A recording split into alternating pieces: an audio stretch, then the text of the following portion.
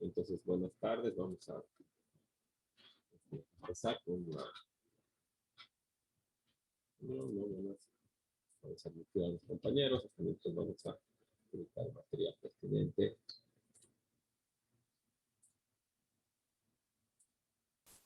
Buenas tardes. No vamos a seguir admitiendo. Vamos a dar un par de minutitos más hasta que los compañeros sigan conectándose. Y hasta mientras no se olviden poner, como siempre, su nombre en el chat grupal para efectos de contabilizar la asistencia y que no hay ningún problema. Entonces esperaremos un par de minutitos, por favor.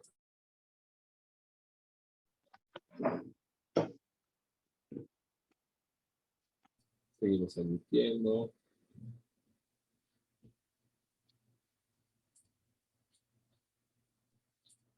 Y, no se olviden poner su nombre. Entonces, bueno, ya somos un buen número y vamos a empezar, ¿no? Vamos a retomar lo que estábamos avanzando en la anterior clase, que era el tema por la unidad número 3, que tiene que ver con la relación de la filosofía jurídica con otras ramas del saber o de la ciencia, ¿no? Entonces, indudablemente, la filosofía tiene que ver jurídica, en particular, tiene que recurrir a otras ramas del conocimiento. Disculpe, Lice. Disculpe que le interrumpa, pero no se escucha bien el audio.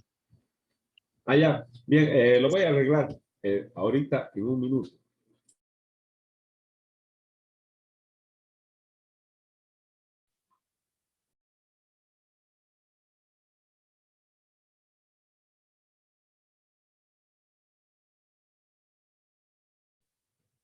Ya está, ahora sí creo que se escucha mejor, ¿no?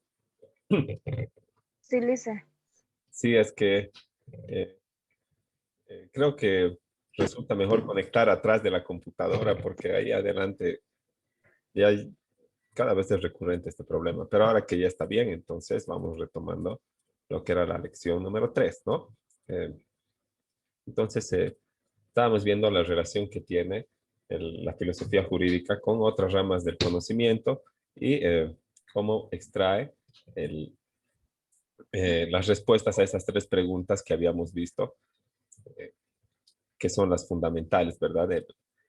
¿Qué es el derecho y qué debe ser cuál es el deber ser del derecho y cómo se adquiere estos conocimientos, ¿no? Entonces, para ello, la filosofía jurídica no puede, no puede extraer todo el conocimiento necesario solamente de su propia ciencia, porque como se trata de la conducta humana, entonces necesita del apoyo de todas las ciencias que tratan de la conducta humana, ¿verdad? Que analizan la conducta humana o que intentan regularla, ¿verdad? O definir sus principios o sus leyes fundamentales, ¿no? Entonces, además de todo esto, también tenemos que encontrar algo, una función o una utilidad práctica, ¿verdad? Al conocimiento que nos aporta toda esta, todo este razonamiento que es la filosofía jurídica y también todas las relaciones que se pueden encontrar con las otras ramas del conocimiento para poder comprender de mejor manera cómo funciona, bueno, no cómo funciona, sino qué es y cómo se aplica este instituto tan complejo que llamamos derecho, ¿verdad? Al que lo definimos como un conjunto de normas, pero que en realidad rebasa la definición, ¿verdad? No hay una definición, como habíamos visto, no existe una definición única, ¿verdad? De la palabra derecho y en tantos años de la ciencia del derecho no existe, ¿verdad? Entonces algunos por eso señalan que el derecho es una ciencia y es un arte, ¿no? Porque, bueno, sí tiene sus métodos y todo lo demás, pero en cuanto a la práctica, a la argumentación, a la aplicación, ¿verdad? No existe métodos, pues, ¿verdad? Es como un arte del juez, un arte del jurista, un arte del abogado, ¿no? Entonces, necesita, digamos, el apoyo de varias ciencias, ¿no? Entonces, la primera que habíamos visto es con la filosofía y también habíamos visto con la psicología, ¿no? Entonces, habíamos visto que se relaciona con la filosofía en general o con la filosofía teórica, como le llaman, ¿no? Desde su origen, ¿no? Entonces, es una relación intrínseca la que tienen la filosofía en general con la filosofía del derecho, ¿no? Desde el punto de vista que esta última es la combinación o la fusión de estas dos disciplinas, de la filosofía con el derecho, ¿verdad? De esta reflexión general que aporta, y sistemática que aporta la filosofía, ¿verdad? Sobre cualquier área del conocimiento, pero aplicada al objeto del derecho, ¿verdad? En cuanto lo conocemos nosotros como un conjunto de normas que regula la vida social del Estado, dictada por autoridad competente y que se impone de forma vinculante y coercitiva a todos los habitantes, sean gobernantes o gobernados. O sea que eh, como hemos señalado, el carácter coercitivo es un elemento muy importante, ¿verdad? Al definir el derecho, ¿no? Porque eso quiere decir que si tú incumples, conlleva una sanción, ¿verdad? Entonces, eh, solamente el derecho tiene esta facultad legítima de imponer sanciones, ¿verdad? Al incumplimiento, ¿no? Entonces, porque si no, estaríamos recurriendo a la moral, pues al castigo subjetivo, ¿verdad? Entonces, eso es importante, ¿no? El carácter coercitivo. El poder de la coacción, también le dicen, ¿no? Que es el poder de obligarte, pues mediante una amenaza de una sanción en caso de incumplimiento. Ahora, obviamente que para poder producir este conjunto de normas, ¿verdad? Y que éstas aspiren a un ideal de justicia y de convivencia social dentro de esa comunidad determinada, se ha necesitado del apoyo de la filosofía y de la reflexión que aporta, sumada a la abstracción que posibilita desarrollar el pensamiento, o sea, generar el derecho, ¿verdad? Y para eso se ha requerido tiempo, ¿no? Entonces, como en antiguo había diferentes clases sociales y algunos eran considerados hombres y otros no, ¿verdad? Y bueno, existían muchas diferencias sociales, entonces la filosofía o la abstracción y la reflexión estaba reservada para una clase especial, nomás de personas que, bueno, han resultado siendo los filósofos, ¿verdad? Que ahora tienen incluso eh, postulados que siguen en total vigencia, ¿no? Entonces, ha sido producciones intelectuales, ¿verdad? De bastante reflexión y abstracción acerca de las cuestiones fundamentales, en este caso, del derecho, ¿no? Ahora, eh, cuando estudiamos el derecho, ¿verdad? No basta simplemente conocer las reglas o conocer este conjunto de normas que señalaba nuestra definición, ¿verdad? Siempre tenemos que conocer el espíritu de las normas y para eso tenemos que recurrir a la filosofía del derecho en particular y a la filosofía en general, ¿no? Entonces, no podemos solamente agotar nuestro conocimiento en la letra muerta de la ley, porque la ley, ¿verdad? Además de solamente regular la conducta, aspira pues al ideal de justicia, ¿verdad? Tiene una aptitud para conseguir un fin y el fin es la justicia y esa justicia es algo abstracto, ¿verdad? Es una definición, digamos, que viene apoyada del pensamiento filosófico. Entonces, no se puede separar la filosofía, el derecho de la filosofía y de la filosofía del derecho en general y en particular, ¿no? Entonces, esto es útil en la práctica jurídica, ¿verdad? Porque cuando las reglas vigentes no resultan adecuadas para producir una solución justa en un resultado concreto, los juristas procuran obtener la solución pasando por alto de ser necesario la lógica de las reglas. ¿Qué es la lógica de las reglas? Eh, es esa lógica matemática jurídica que le dicen, pues que cuando tu actuar se adecua al, al tipo jurídico, tienes que atenerte a las consecuencias que se señala ahí, ¿verdad? En la norma que señala ese tipo jurídico, ¿no? Pero a veces esta solución no es justa, ¿verdad? Y entonces ahí el jurista tiene que valerse de la filosofía del derecho y de la filosofía en general para aportar una solución justa a un caso concreto que se puede calificar difícil, entre comillas, ¿no? Eh, y bueno, esa expresión casos difíciles es utilizada comúnmente ahora en la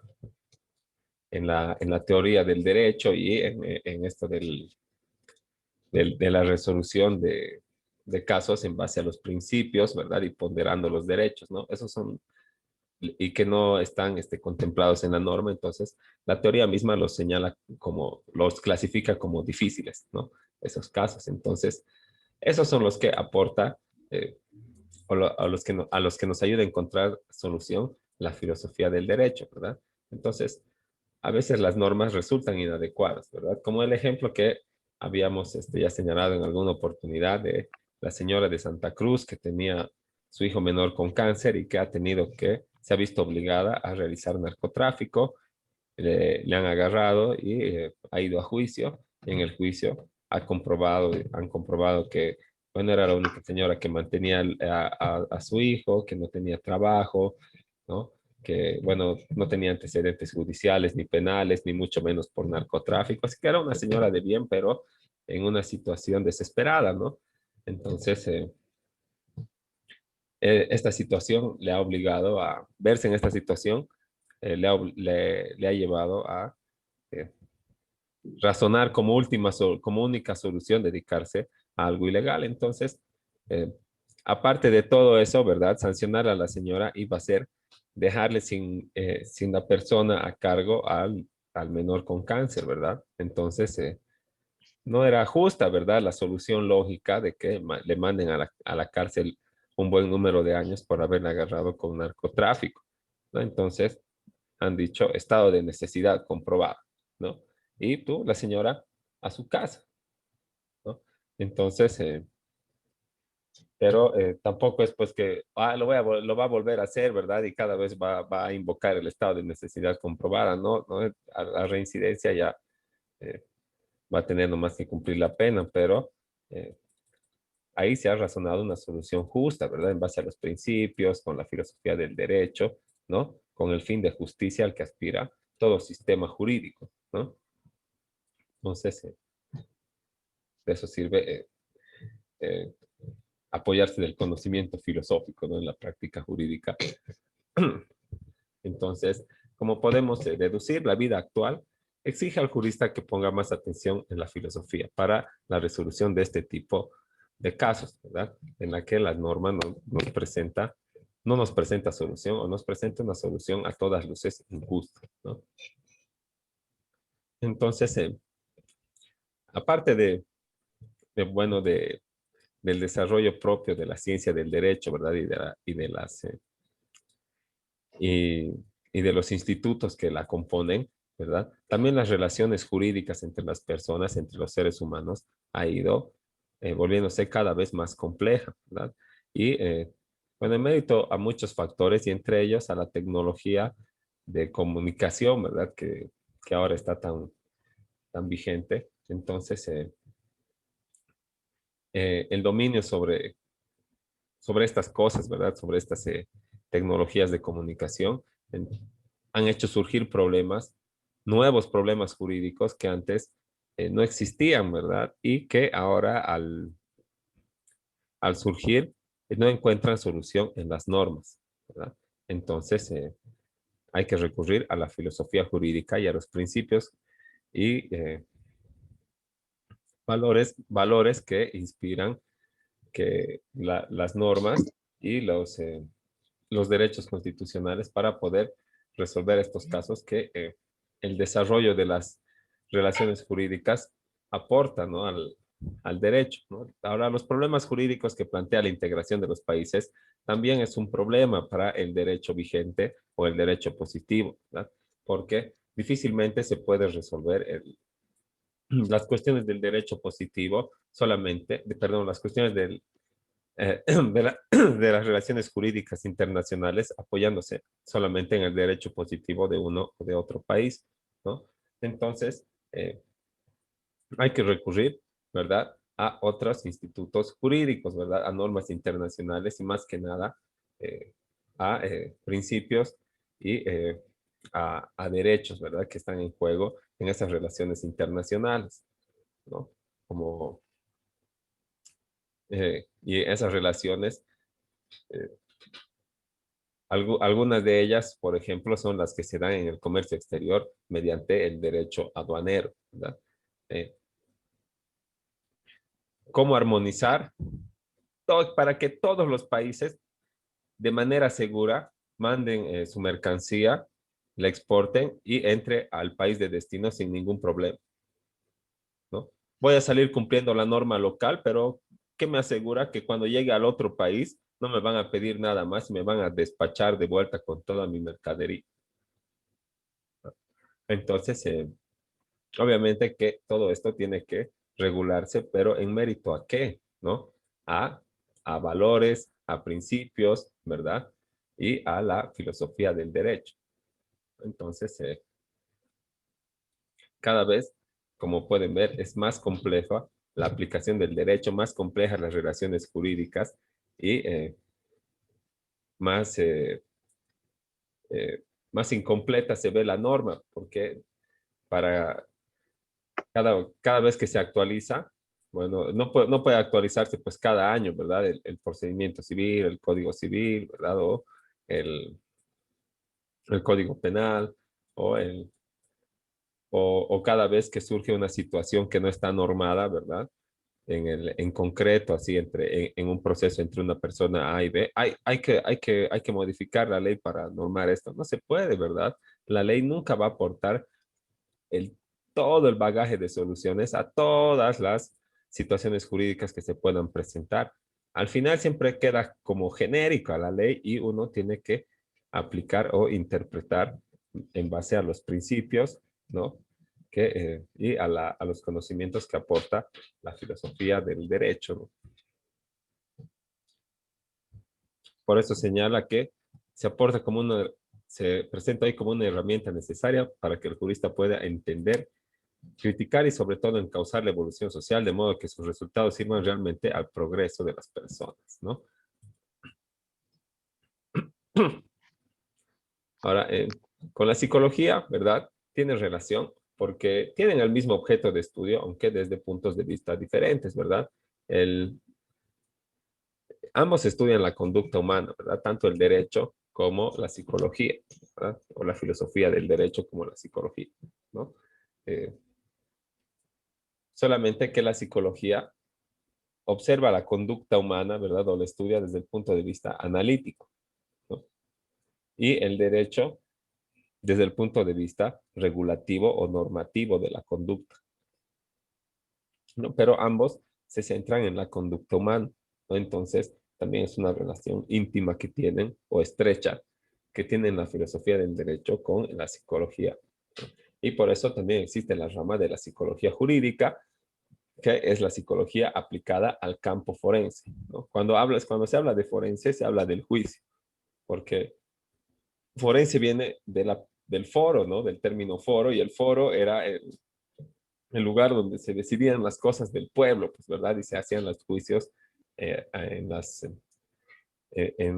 ciudades, en Roma y en esos tiempos de la Edad Media. Entonces, de ahí viene el término forense, ¿verdad? Y cuando escuchen forense quiere decir el juicio mismo, ¿verdad? La audiencia, ¿no? Entonces, la psicología tiene su parte forense que aporta al derecho para la resolución eh, de algunas causas que necesitan de un peritaje o de una opinión profesional, ¿verdad? Que aporte al juez más luces para resolver la causa de manera más justa. El juez no es un todólogo, ¿verdad? El juez no sabe ingeniería para decir este puente tenía que aguantar o no tenía que aguantar, ¿verdad? No es médico para decir cuántas horas de muerto tiene, ¿verdad? No es, eh, no es perito grafotécnico para decir, ah, sí, esta es la firma de este y esta no es la firma, ¿no? El juez solamente es un profesional del derecho, ¿verdad? Igual que los abogados, especializado obviamente, pero no es pues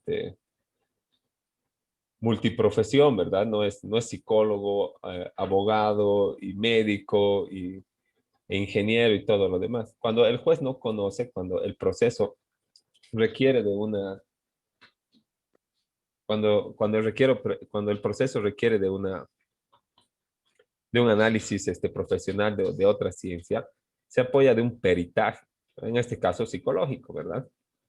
El peritaje quiere decir que va a venir un especialista de la otra ciencia y va a dar su criterio, ¿verdad? Va a emitir un informe pericial acerca de lo que el juez le, le pregunte o acerca de lo que el juez le haya solicitado mediante notificación. Entonces, el perito, en este caso psicológico, va a aportar su informe y va a ser considerado como prueba para que el juez pueda decidir de manera más justa la causa, ¿no? Entonces, es innegable la relación del derecho con la psicología, también en la parte, no solamente en el objeto de estudio que es la conducta humana, sino también en la parte práctica, ¿verdad? Se necesita muchas veces del apoyo de la psicología al momento de resolver algunos casos, más que nada de la materia penal, ¿no? Y de la materia familiar en niñez y adolescencia, que siempre están constantemente los profesionales del área psicológica y social de la niñez y adolescencia, están emitiendo informes acerca por ejemplo, de cómo se porta el padre en el cumplimiento del derecho de las visitas, ¿verdad? Cuando se cumplen frente a la autoridad de la defensoría, ¿no? O en caso de que le recoja, si le recoge en punto y le deja en punto también, ¿verdad? Y cómo le deja, si el chiquito llega asustado o si llega feliz, ¿verdad? En su defecto, o tal vez le manda limpio o sucio, ¿verdad? Entonces le hace también algunas preguntas, ¿no? Para ver la tolerancia que muestra el menor con el progenitor que no tiene la guarda, ¿no? Entonces, es de mucho apoyo siempre el psicólogo, ¿no? En el ejercicio del derecho, ¿no? Y también es de mucho apoyo la ciencia de la psicología para la ciencia del derecho, ¿no? Entonces, y el derecho también en su producción, ¿verdad? En su creación como el conjunto de normas que emana de autoridad competente, no puede estar, eh, no puede estar separado, ¿verdad? De la influencia de la psicología, porque los que emiten las leyes, el cuerpo legislativo, son indudablemente seres humanos, ¿verdad? Que tienen sus consideraciones de lo que es bueno y es malo y tienen sus persuasiones, ¿no? Y las persuasiones constituyen un hecho psíquico, ¿verdad? Constituyen un fenómeno psicológico que va a influir en la creación, en el origen de las normas. Entonces, desde ese punto de vista también existe relación entre la psicología, ¿verdad? Y la filosofía del derecho y el derecho. Ahora vamos con la relación, sí, todo esto ya hemos pasado. Vamos a la relación que existe entre la filosofía del derecho con la sociología, ¿no? También es innegable que la ciencia sociológica eh, está relacionada con el derecho y con la ciencia del derecho, porque los fenómenos sociológicos también repercuten en la creación de normas y toda norma está dirigida a regular la conducta de la sociedad, ¿verdad?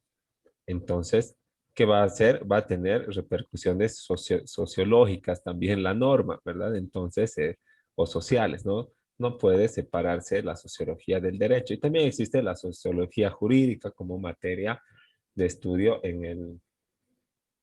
en todos los pensos de las universidades, porque es muy importante conocer estos procesos de cómo los fenómenos sociales producen normas y cómo las normas regulan a la conducta de la sociedad, ¿verdad? Y desde ese punto de vista de la regulación de la conducta, algunos dicen que existen normas materiales, o sea, normas jurídicas, ¿verdad? Leyes que son materiales y otras que son simplemente formales, nada más, ¿no? Como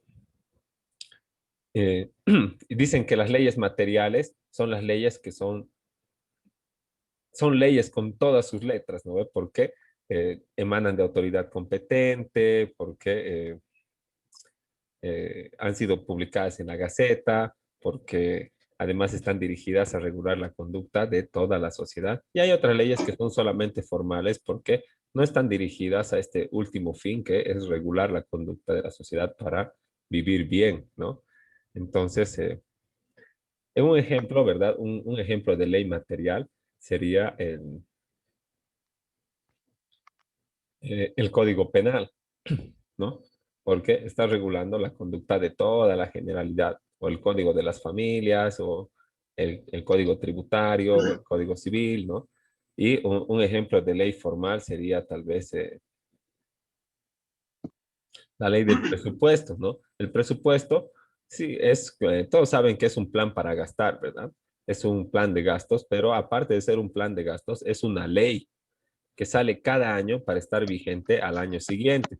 En otras palabras, se va a aprobar el presupuesto del 2022 y el 2021, ¿no? Para que esté vigente todo el 2022. Y luego, al final del 2022, se va a aprobar el presupuesto para el 2023, que es una ley, ¿verdad? Pero algunos dicen que el presupuesto solamente es una ley formal porque no regula la conducta de la generalidad, ¿no?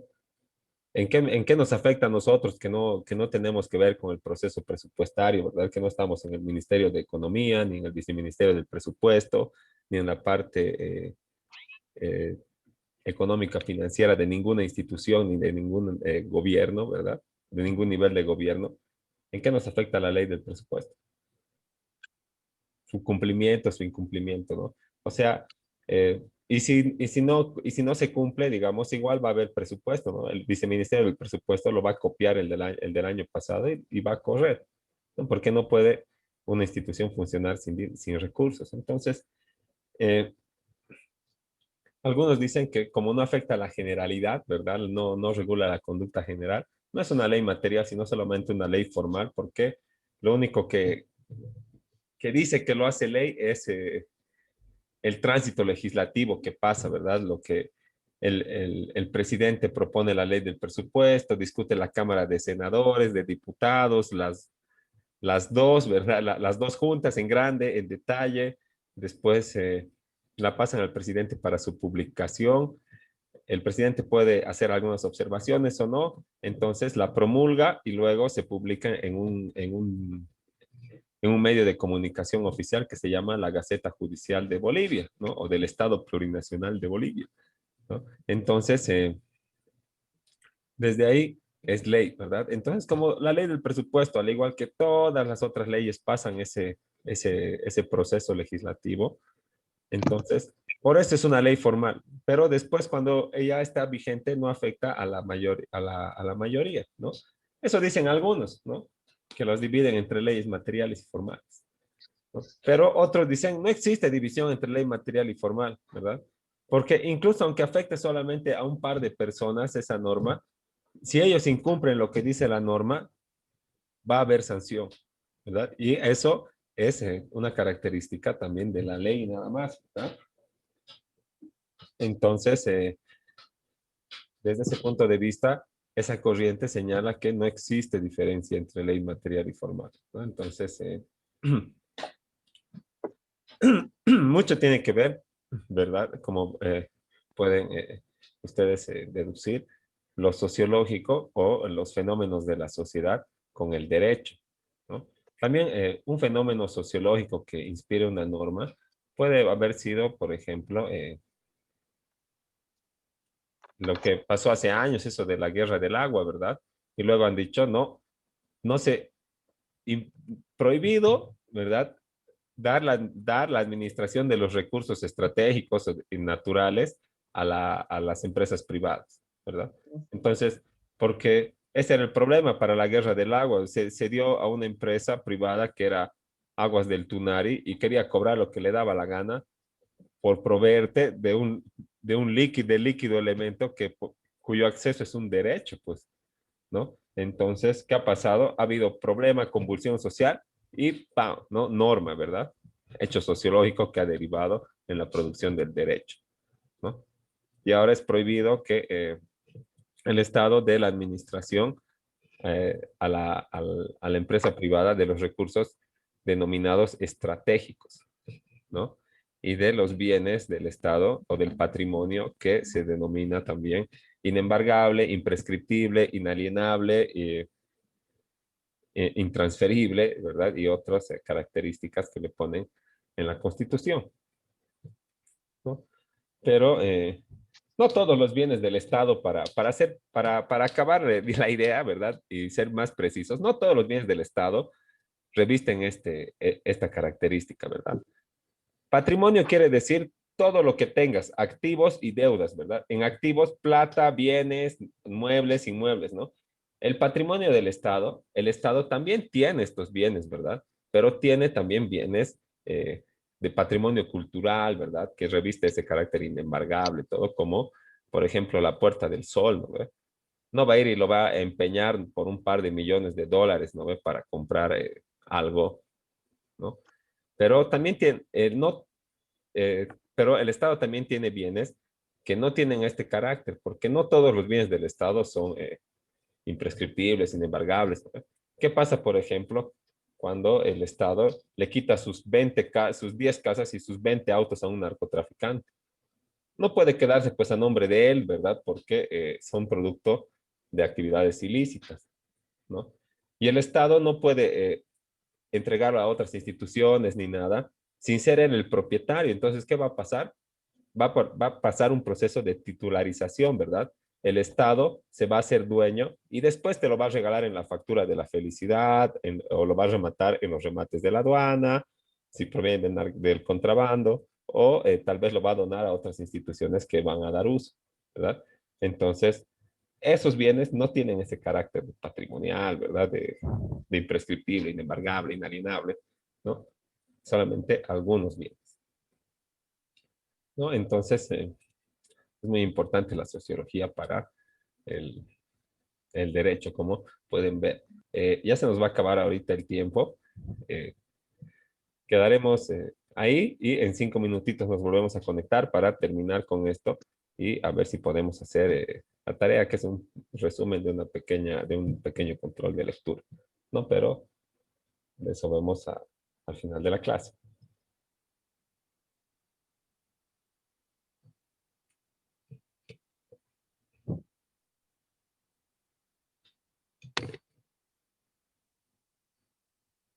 Entonces, en 5 minutitos les comparto el enlace para que nos conectemos otra vez. Hasta luego. Mm.